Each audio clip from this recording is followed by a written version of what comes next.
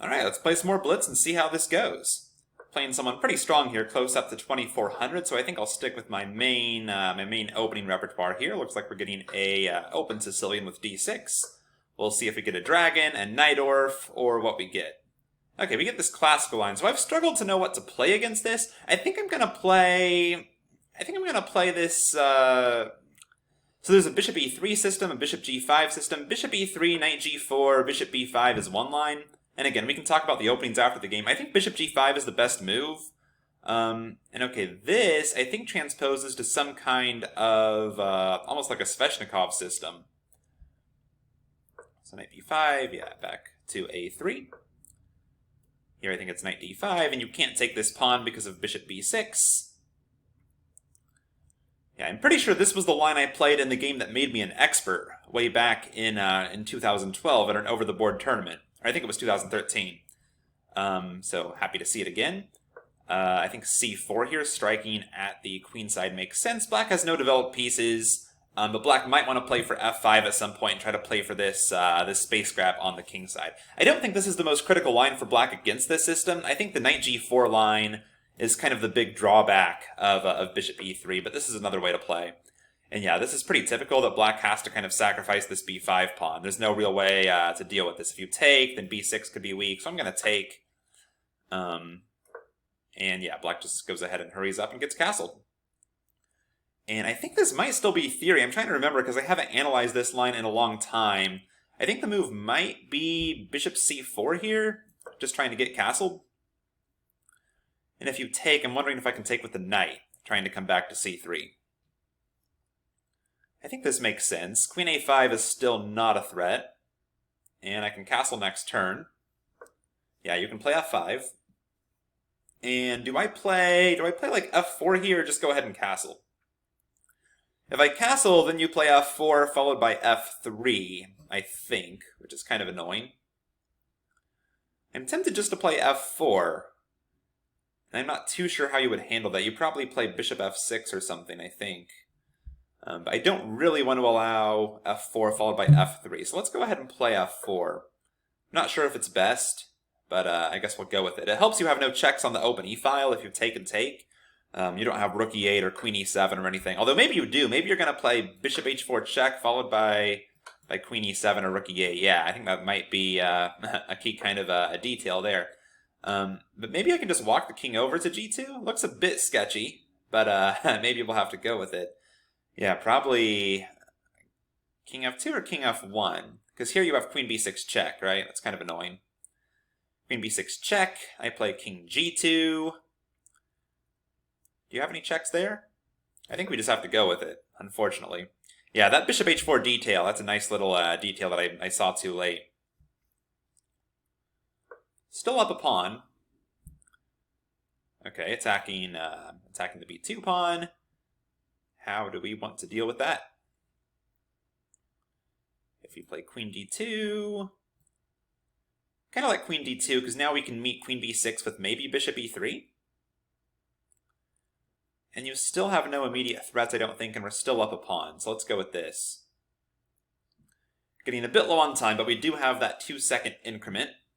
Might try to speed up a bit here. I have my rooks connected. I'd like to bring a rook to the e-file, tuck the king away on g2, and hopefully convert this extra pawn. We might get connected past pawns on the queen side if these pawns come off the board. That's a big downside for black of playing this pawn sacrifice. So we'll see what black wants to do. Having one of their first long thinks here. They have to get these pieces into the game somehow. The white bishop really has no great squares for the time being. Okay, interesting. g5. I guess they want to play f4 or something, but we can maybe just head to d4.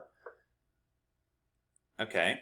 Somehow I feel like this isn't quite sound for black. I feel like this might be decent for us. Where's this knight headed? e5, c5. The knight does have some good squares. Rook e1 possibly. I think we just need to finish development. Rook e1. Is h4 worth considering? Probably not. Just rook e1. If knight e5.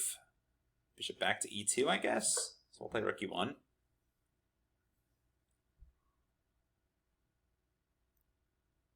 You do have to at least keep in the back of our head there could be some exchange sacrifice ideas followed by some pins on the diagonal, but I don't think they work yet.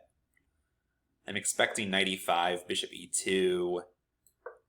Just trying to keep everything under control.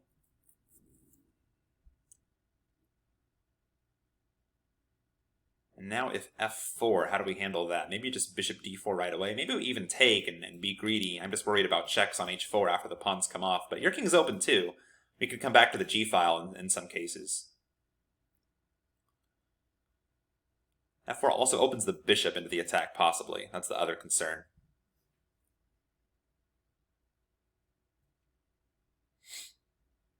Black's under a minute now. And I still think any endgame is going to be good for us. We're going to have a very strong pawn majority there on the queen side. We almost have a time advantage. Not quite. Okay, this is a critical moment. So if we take, and you take, and we take back, we get this nice open g-file. I know you have an open file to our king, but I feel like we probably just have to go for this. So let's give a check. How do you block this check?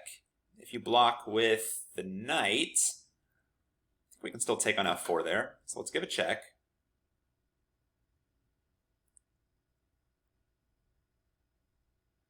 We're going to be up 2 pawns. Both kings are really exposed. Ours is probably more exposed.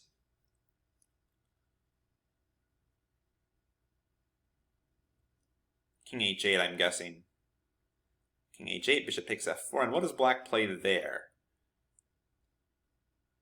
Possibly bishop h4 check. And then can we tuck the king away on h1? So if we take... Ooh, now if you give a check, we can't run to h1, because I think you can take on f4 there, possibly. So if you give a check, what if we play... Ooh, and king f1 runs into bishop h3. That's annoying. So if we play here... Okay, let's play here. If you take, we'll take. And if you take, we can move with check, because we have rook eyeing the king. Okay, and this is going to be a crazy time scramble. Yeah, if you take our bishop, we can play king f3 or something with check. Yeah, check. You have lots of pieces under attack here. Let's just take. And we gotta hope we can win this on time. I'm kind of scared because your bishop... Well, your bishop still can't enter. Okay, let's take... If you play bishop a6, we have a4. If you trade rooks. Okay, let's attack that guy.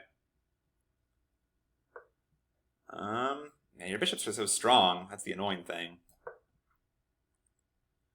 I just want to make sure you can't, like enter the queen with check. We can even enter without check, though. This is kind of scary. We have so many so many threats here. The bishops are so strong. Great illustration of the power of the bishop pair, even when we're up so much material. Yeah. Where do we run the king? You can give check. Can we try to run back to the corner? Both kings are just so exposed. Okay. Block. We have no checks. Can we just get on the files? And think about threatening something here, depending on what you do? Let's play queen f7. You don't have any discoveries because we can take with check. Okay, that's fine. That's good for us, I think. Okay. Okay. Oh, I feel like this has to be winning for us. I just want to find the right answer. Queen e6. Trying to threaten some trades. No, this isn't going to work. Queen h... No, we cover that square. We cover that square. And we're threatening the back rank. Is it a draw? Do we have anything better than a draw? Wow, you're going to play on. Okay. Oh, I see. You're going to win the rook. E7? Does that win? Are we just making a queen? And we won. Okay, we beat a 2400 player. Pretty happy about that. Let's go ahead and take a look at this with the analysis board just to kind of see what was actually going on there. I can show you some stuff there about the opening if we click on self-analysis. So in this line, the classical Sicilian, I'm pretty sure bishop g5 is the most ambitious move here for white. I have played bishop e3 before, and there's some lines here where black can play knight g4, and then it's bishop b5, and there's some long lines there just to show you, let's say knight g4, bishop e5, takes. The point is, it looks kind of ugly for white, but your goal is to get a lot of pressure down the open f-file very fast with like castling, queen f3, stuff like that. I think black is actually doing just fine here, theoretically, so I tried to look for some alternatives, and I think just the main line bishop g5 is better, just bishop g5, f4. But I thought I'd play bishop e3. And he chose the other line, which is e5, and then after knight b5, a6, knight back, b5, knight d5. We're basically back in a like a Kalashnikov, Sveshnikov kind of setup. You're probably familiar with these lines, just to show how it's usually reached. e4, c5, the knight c6 line, where black plays the early e5, either here or next turn, and we get this this Sveshnikov kind of setup. Of course, usually the bishop goes to g5. In this line, it's on e3, just a different kind of setup against it. So bishop e3, e5, knight b5, a6, b5, knight d5, takes, and knight b8. Pretty sure this is all still theory. And then c4. I'm just curious how often this has been played. Actually, not very much. I guess no one really goes for this particular move order with black. And I guess knight b8 is a very rare move here. I think knight e7 makes more sense. But he went for this knight b8 line. And now after c4, this is very typical in the Kalashnikov, Sveshnikov, these kind of Sicilian lines where black extends on the queen side very fast. It's actually very hard for black to deal with this threat to the b5 pawn. You might have wondered why they sacrificed this pawn, but if they push, they have to worry about queen a4 just winning that pawn right away. If they take, then they also have to worry about queen a4, but also after knight takes, the knight's back in the game, b6 is super weak. So very often black just wants to sacrifice this pawn and go for an attack on the king side. So black just hurries up and gets castled, bishop e7 takes, castle, bishop c4. I remember this idea from another line, probably the one with the knight on e7, to take and then not take again, because you saw how bad this bishop is for most of the game. Just to play bishop c4, try to let them take so you can bring your knight back into the game. And now after f5, this is a very critical moment. I have my extra pawn, I have my queenside majority, but I have to watch out for black's kingside attack here, because like I said, if I castle, I have to worry about f4 followed by f3. So I'm kind of curious if this f4 idea is sound, because I thought it was safe because black has no checks on the e-file, but I forgot they can actually throw in this check. I didn't really consider it seriously, but it does free up the e-file. So I'm kind of curious what the engine thinks here. Yeah, the engine thinks probably this isn't quite sound for white, because the king does get stuck in the center, doesn't it? Takes, bishop h4. Oh, and probably just king f1 right away might be safer, since I have to forgo castling anyways. But I think black definitely, has promising compensation here for the pawn in a position like this. Bishop back to f6, I defend, g5. And I think this kind of position is just very, very highly unclear, right? It's going to come down to specifics. Of course, in a long time control game, this is the position where every single turn you have to be saying, okay, what are all the opponent's checks, captures, threats? What are all of my checks, captures, threats? Identify your candidate moves, calculate them out, and really be very thorough in your thought process, because one wrong move can drastically change the evaluation in a position as crazy as this. You have white's queenside majority, which is very strong, great in an endgame. You have the white king exposed, the black king a bit exposed too. But of course in blitz, we're more playing just kind of on instinct. So I'm kind of curious what was happening late in the game. That's the moment I'm really curious about a position like this, because here I felt like I had to be winning, but then the bishops are so strong. They cover all the squares. And in that line where black could have taken a draw, this moment right here, did I have any way to avoid this draw? Because I feel like I didn't have to repeat either. I probably just got a bit nervous. I had like 5 seconds on my clock. My opponent's a 2400 player.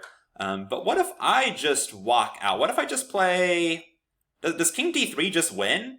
Because you can't take the rook. I have checkmate.